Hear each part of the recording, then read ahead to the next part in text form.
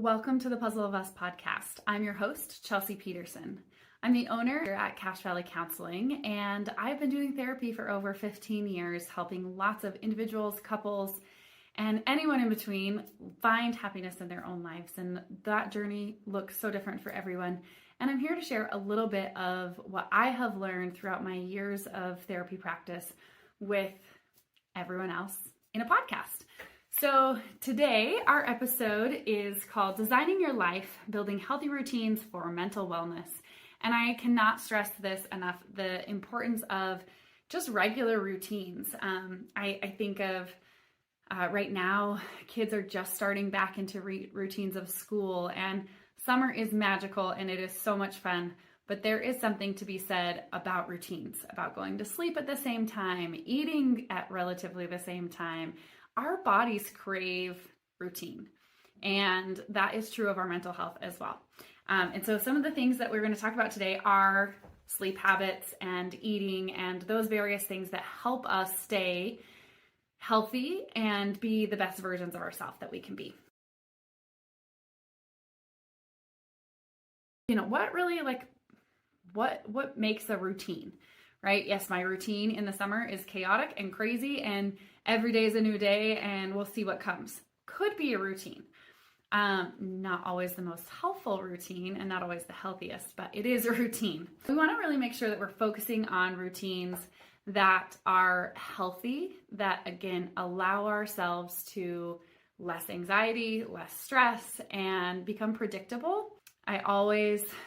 Growing up, I always kind of used to poke fun of older people who are in a more routine. You know, you get all the early bird specials when you go to dinner, and it's always like the 65 plus guys, right? Because they get up early in the morning and then they eat breakfast and do their thing. And then at night by like 4 to 6, they're like ready for dinner.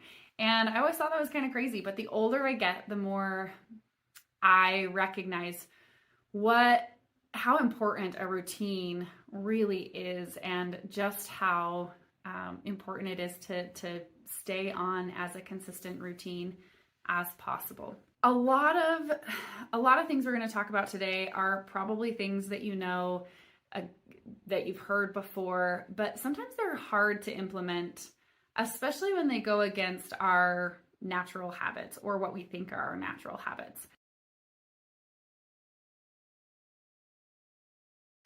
So the first thing I want to talk about is sleep, and I cannot stress just how important sleep is. Everybody should get roughly 8 hours of sleep. For some of you listening, that might be like, oh, I'm getting like 4 to 5 hours of sleep a night, and that's fine with me. Again, your sleep is going to fluctuate, age, period of life, things like that, but we really should be striving to get about 8 hours of sleep a night. That's when our body functions best, when we aren't stressed about when we're sleeping, when our body is not producing cortisol to keep us and adrenaline to keep us functioning, right? People can stay up, we see it all the time. Doctors, surgeons who are doing, 25-hour long surgeries and things like that. You can do it and your body can adapt, but that should not be the routine that it is in. The healthiest routine, like I said, is about 8 hours. That can also vary depending on age and developmental stages and things like that. Teenagers obviously need a little bit more sleep, but they do tend to go to bed later, and most of them tend to want to sleep in. And so that's when our sleep kind of patterns, they'll change throughout the lifetime. But making sure that you're getting as much quality sleep as you can. Making sure that, it's so important to sleep in a place where you're comfortable. When talking to teenagers and stuff, this is just an example of a lot of them like to, fall asleep on the couch, watching a movie, whatever. And that's great, but your body cannot really get comfortable in some of those places. And so if you want to nap there, those are fine places to nap, but really making sure that you have quality mattress and proper sheets and ventilation and all of those things that really help you get into those deeper sleep patterns, particularly at night, where REM sleep happens. And when REM sleep happens, that's when the most restorative sleep happens. We have to have restorative sleep to be able to heal from all the day, from the chaos of the day. We have to be able to hit those REMs. And studies show that it is more likely for you to get REM sleep or to hit more REM cycles when you are sleeping in a comfortable place. Just be mindful of that in setting up wherever you end up sleeping, that you can you're making sure that you can control the parts of your environment that you can control. It's with restorative, it helps us really be able to also, like I said, heal from the day, but also be able to regulate our moods. Funny story about this, my 7-year-old probably struggles the most with emotion regulation in our house right now. And yes, I realize he's 7, but when he does not get quality sleep, you see this in babies too. They might be tired and really grumpy when their sleep gets disrupted.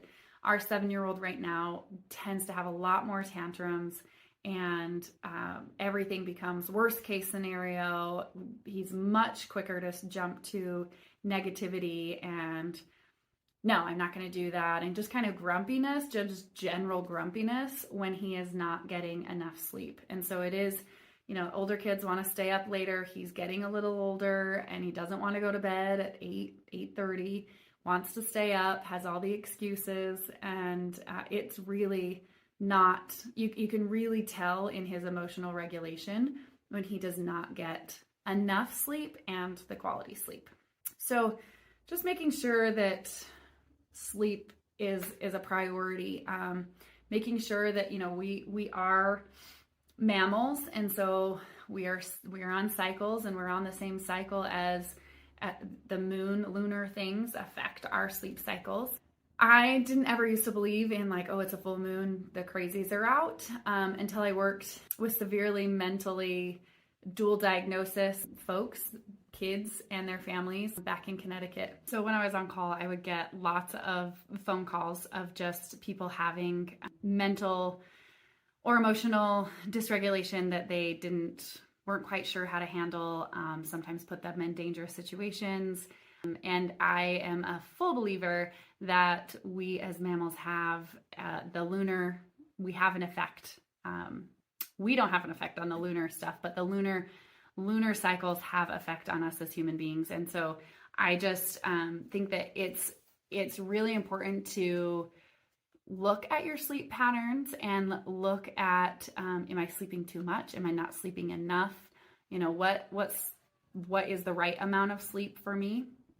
And then is staying on that sleep schedule as much as possible can be really beneficial. And again, there's a lot of factors about sleep, things that we can't control. Sometimes we can't always control when we're on call or if we work the night shift or those sort of things. But as much as we can control, making sure that you're asleep when it's dark and awake. We are not nocturnal animals. And so we are meant to be asleep when it is dark outside, and we are awake when the sun comes up. And so going to sleep when it's dark outside and when waking up when the light comes up can be really helpful. So just thinking about that, again, it doesn't have to be, as the moon rises, I'm asleep, or as soon as the sun rises, I'm awake. Just making sure that you're looking at your sleep patterns and establishing a routine that works and fits in your lifestyle. Oftentimes there are a lot of sleep disruptions. Some of the things that I think about of being a mother and having had the opportunity to nurse my children, I would often get a lot of disrupted sleep during those nursing years. And those years sometimes feel like they're a little bit I was in a fog. I remember them, but I don't remember all the details and things like that because sleep was definitely disrupted. So cognitively, emotionally, being present with children definitely was harder for me. And so we want to make sure that you're minimizing sleep disturbances as much as possible. Again, those REM cycles and staying in restorative sleep can be really helpful in being our best selves and in our mental wellness, as well as our overall well-being as a human. And so making sure that you're, a lot of times there's been a lot of studies that have come out recently about screens and screens before bed and what you should or shouldn't do. And I'm a big believer of, my husband and I do like to watch shows together. It's one of the only times that we get to just kind of decompress together. And so we do watch a show, but there's usually, a period of time that we shut the TV off and we just kind of decompress even after the TV, because of all of the blue light that tends to be more energizing and doesn't help us really fall asleep quickly. And so making sure that you're just, if you're sleeping with the TV on, those sort of things, making sure that you are formulating habits that are most conducive for sleep.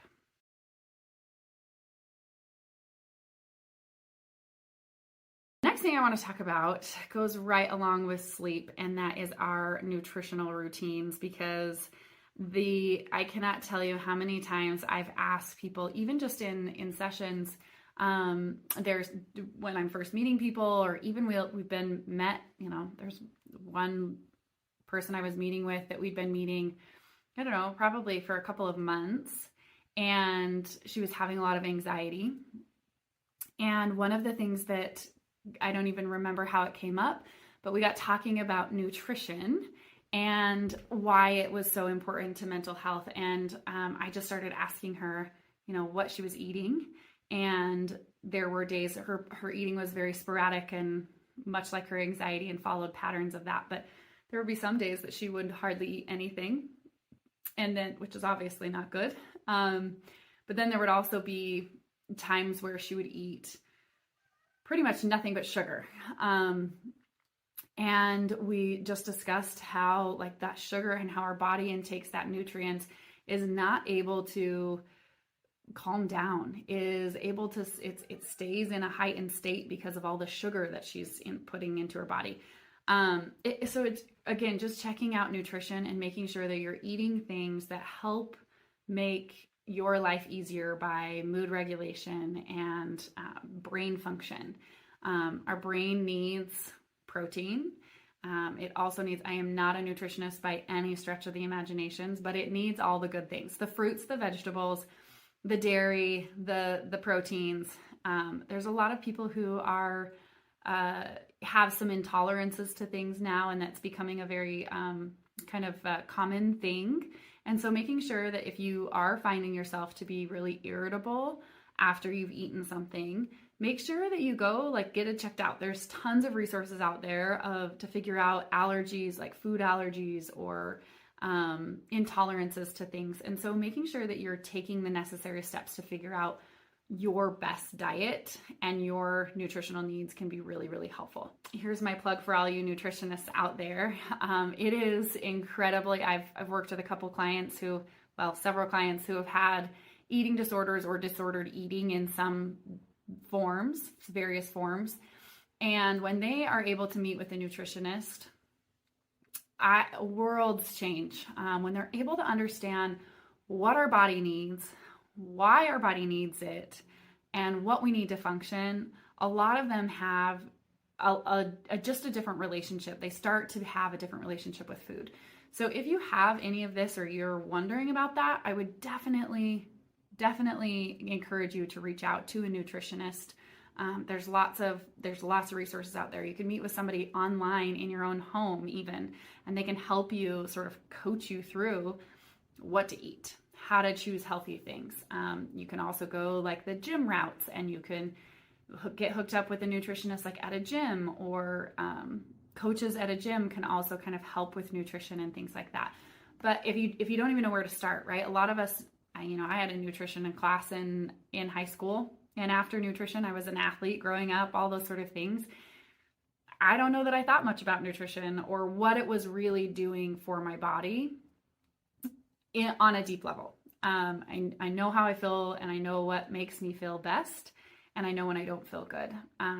But really understanding the impacts of nutrition, I've seen it firsthand in my own self. I see it in my children, and I also see it in clients. When we are able to eat a balanced nutrition, that doesn't mean that we're avoiding caffeine or avoiding sugars, or yes, those things can be good to avoid, but it doesn't mean that we have to eat this, organic food all the time, or that our food bill is going to skyrocket out of our budget because we're eating now all of this organic food. It's just making smart choices when it comes to food.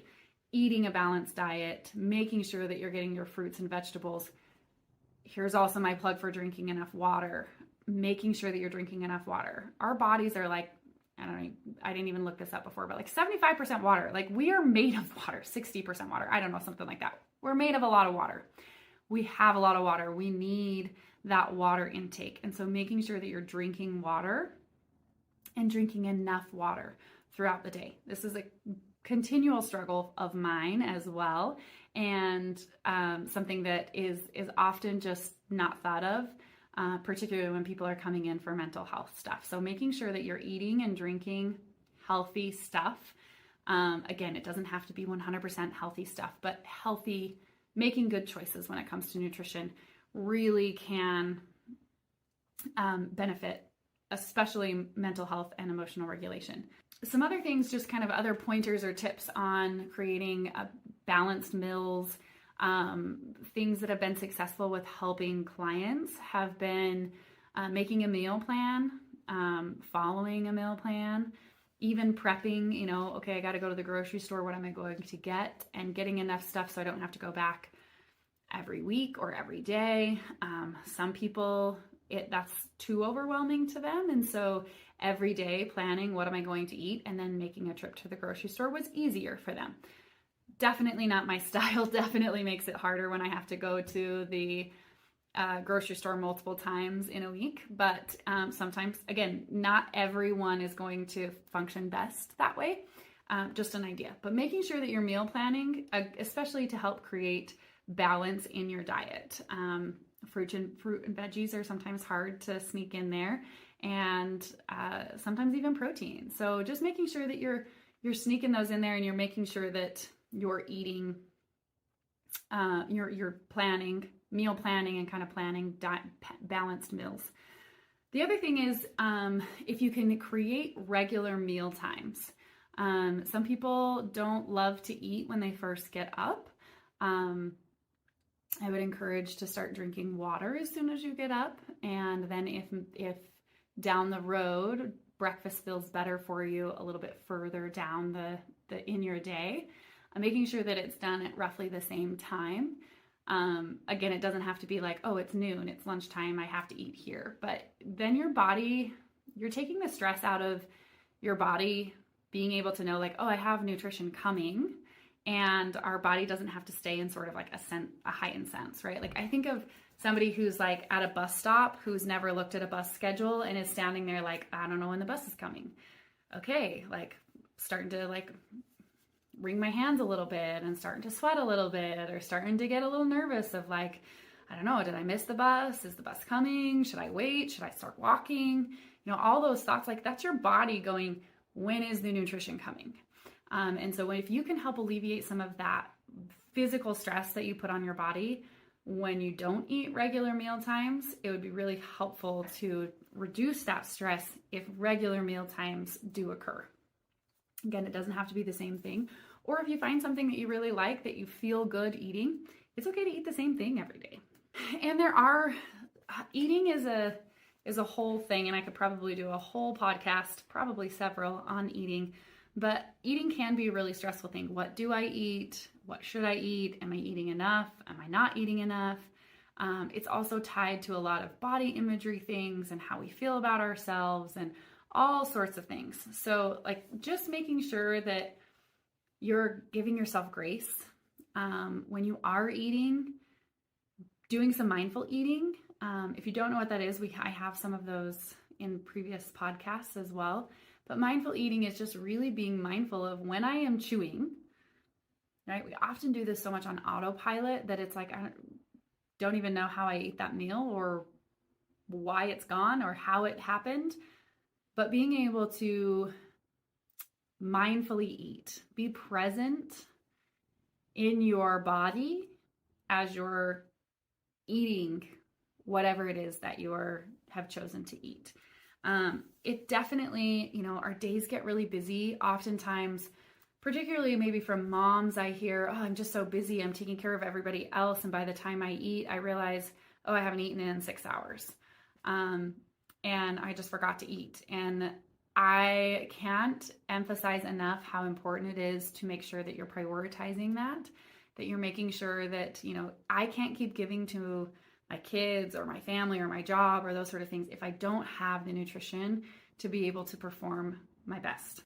So I have an experience that just happened recently. So my daughter is just getting to the age where she's starting to recognize that her food choices definitely affect her ability to concentrate, her ability to perform, her ability to be able to even emotionally regulate and have fun.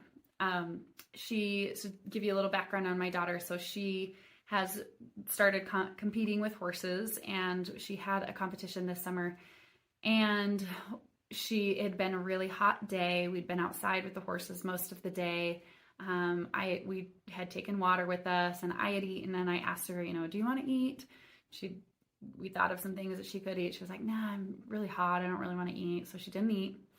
Went and did the horse stuff, and then got them ready to go to the show. And then we went to the show, and she did her event, and she actually ended up getting disqualified from 2 of her events right back to back. And she had done the first one and went out there and did it wrong.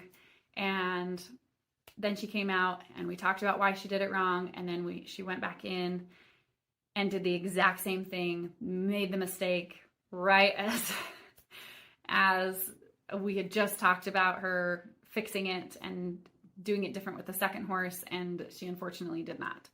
And so we talked about and she started crying, and it was really rough emotionally.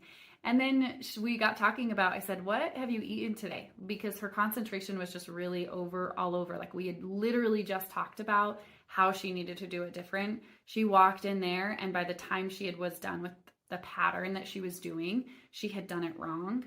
And she knew what she needed to fix to do it better, but her brain was just not able to retain anything and function well. She just couldn't concentrate and was just kind of all over the place and was just kind of there because she had not eaten. She'd eaten very little that day, had drank water, but had not eaten enough that day.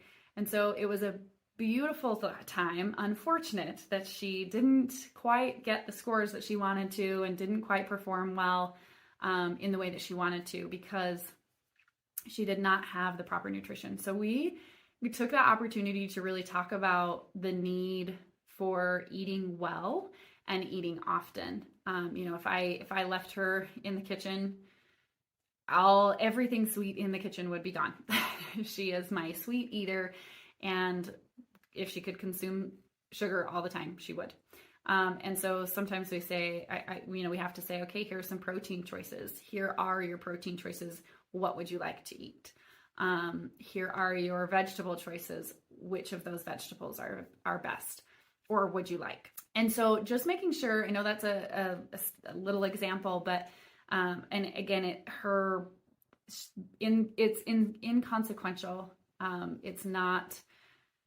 No one's life was threatened or anything like that. But I often wonder, when people get in accidents or severe car crashes or things like that, what was their nutrition like? What was their sleep like? Because these patterns definitely affect our cognitive and emotional functioning. And it's just something to think about. If I'm missing little things, if I find myself not being able to concentrate, if I find myself sort of ADHD brain kind of bouncing all over, I would really check out your nutrition and see how you might be able to improve your nutrition and help support your body, your brain, your mental health in a way that might be not the traditional, what one might not think about in mental health.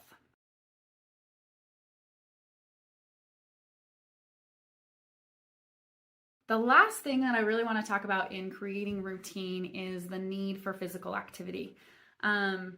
I can't remember where I heard this, but I read a study, or I heard in a talk somewhere or something that I listened to that 95% of Americans are sedentary. They go to a job and they sit. And they sit in front of a computer, or they sit they sit at a desk, or they sit somewhere and they're not active. And then they come home and they're tired from working. And so rather than, we used to have bigger yards, we used to have, everyone used to have gardens, things like that. So it was, bus stops, things weren't as convenient. And so we used to do a lot more movement. And I don't know. I can't remember the study, and I should have looked it up before actually recording this podcast, but it didn't happen. So again, like 90%. I don't know if it's 90, but it's a very high percentage of Americans live a very sedentary lifestyle. And we've all heard the studies, or the doctors out there tell us, like, it's important to get your heart rate up for 15 to 20 minutes a day. And yes, for your cardiovascular health, that is very important. But even more so than just your cardiovascular health, your mental health needs your body to physically move. We are meant to move. We are designed to move. And I can't tell you how many people have come in very depressed, and I asked them when the last time they did any physical exercise was, and they can't tell me. Other than getting up out of bed, going to the bathroom, getting something to eat, going to work, doing those things. But physical activity, really, like running, sweating, biking, hiking, it doesn't have to be, you don't have to be a marathon runner. You don't have to be a triathlete. You don't have to be an Olympian. But what can you do to push your body beyond just sitting? And the more you can do that, the better health you are in, the better mental health you're in, the better you're able to emotionally regulate all the things that we deal with, all the stresses of life that come your way. Daily exercise is so important in being able to just stay active, stay fit, and not even, again, don't have to be a marathon runner, but in regulating cortisol levels, in pushing your body to discomfort, and then having your body be able to regulate it back. Those pushes of dysregulation and regulation are incredibly important. It is way easier to sit on the couch and do nothing, or sit at my desk and eat snacks all day and then come home and not move. It's way easier to do that. Sit in the air-conditioned house rather than be in the 100-degree weather outside. All of that is so much easier to do. And oftentimes we choose to be comfortable. And in the end, I've unfortunately met a lot of people that have a lot of chronic pain because they have not taken care of themselves physically. Again, it can be something small. It can be going for a walk around the block. It doesn't have to be big, extravagant ways of exercising, but making sure that you're getting some body movement in. If you can get your heart rate up for 15 to 20 minutes a day, fantastic. But even lesser than that, if you can just find a way to move your body, that might be yoga in your own living room. It might be Pilates in your own living room. It might be a high fitness class or a yoga or something on YouTube that you're watching in the middle of your living room. It doesn't matter what it is, but making sure that you are physically moving your body in a way that can really help detox, right? Get out the stress. Move in a way that helps you be able to get all of those pent-up energy out. It can be really helpful. There's lots of barriers and lots of reasons and tons of excuses as to why people don't do this. And I would really encourage you to continue to push yourself to find a way to make it to a gym. Start somewhere, meet with somebody, push yourself. If not for your physical health, not even with the goal of losing a certain amount or being able to lift a certain amount of weight or having a chiseled body or anything like that, but for your own mental health, reach out, set something up today, get someone in your corner to help you push yourself to improve your physical activity, to really help.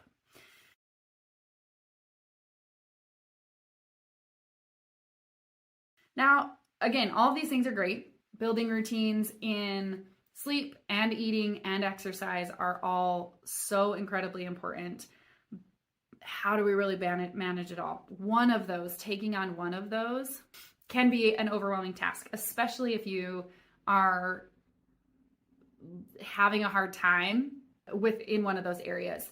It can be overwhelming to make it all come together and set a routine. Start with something that feels doable. If all three of those are a little out of whack, start with one of them. If one or two of them are feeling like, okay, I got a pretty good handle on it, start with the one that is a little out of whack. And continuing to adapt and adjust is really, really important. Looking at, again, different various ages, needs in your life, that's going to change your sleep routines, your nutritional habits, your physical limitations that might limit you from being able to run a marathon. All of those things they should be flexible and they should be adaptive.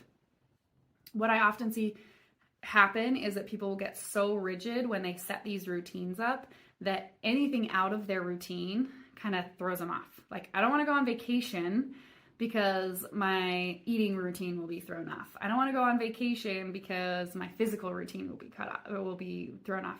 There are people who get so rigid with their routines that not doing the routine feels uncomfortable. And so you want to make sure that you're flexible enough and not so stringent to your routine that it can't be sort of adapted in various ways, but making sure that you are continuing to adapt and look at, how do my needs need to change right now? How am I doing? The start of things is always good. We're starting a school year. So starting a school year, being able to kind of think of like, okay, what's the nutritional routines? What's the grocery routine? What's the meal routine? What is our next couple of months going to look like? And how do we start fresh right now?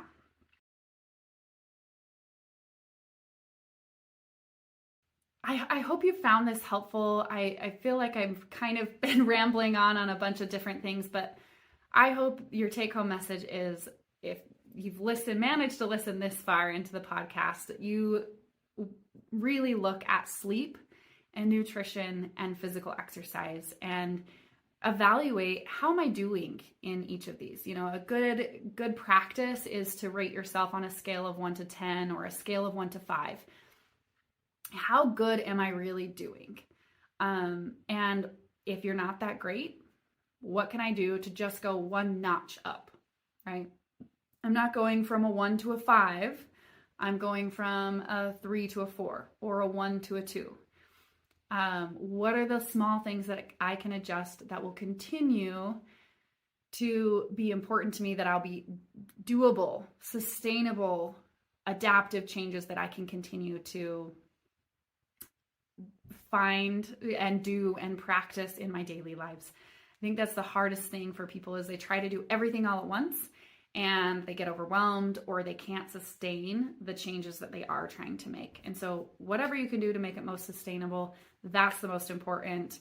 If you can look for small changes that you can make to increase sleep, to increase eating, and increase physical activity, then you are doing something right. Thanks for listening to the podcast today. I hope that you can take some of this information and start to make changes in your life. And feel free to reach out to us. Continue to listen to our podcast, to check out our online courses that we have. If you're struggling with any anxiety or things like that, we've got some really great courses online. Be sure to check us out and see how further we can help you manage your life and emotional dysregulation in whatever capacity that might be. So thanks for listening. I'm your host, Chelsea Peterson. We will catch you next time on The Puzzle of Us.